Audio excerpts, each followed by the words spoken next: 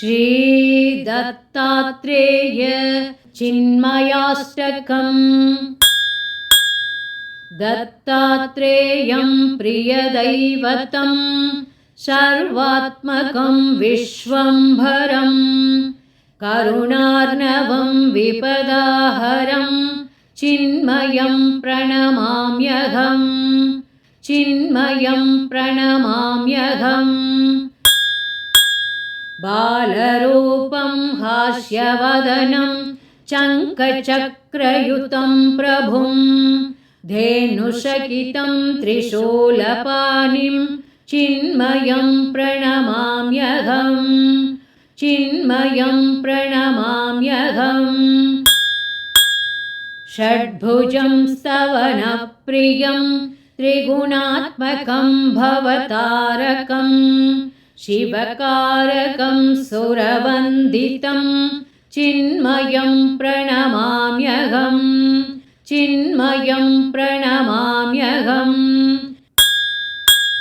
प्रणवकायनतोषितं प्रणवपद्मैपूजितं प्रणवात्मकं परमेश्वरं चिन्मयं प्रणमाम्यहम्। चिन्मयं प्रणमाम्यहम्। कोटिभास्करसदृशं तेजस्विनं तेजोमयं सद्गुरुं गुरूणां गुरुं चिन्मयं प्रणमाम्यहम्। चिन्मयं प्रणमाम्यहम्। विश्वनाटकचालकं ज्ञानगम्यं निर्गुणं भक्तकारणसम्भूतं चिन्मयं प्रणमाम्यहम्। चिन्मयं प्रणमाम्यहम्। बालयोगिध्यानमग्नं त्रिविधतापनिवारकं दीननाथं सिद्धितं चिन्मयं प्रणमाम्यहम्। चिन्मयं प्रणमाम्यहम्।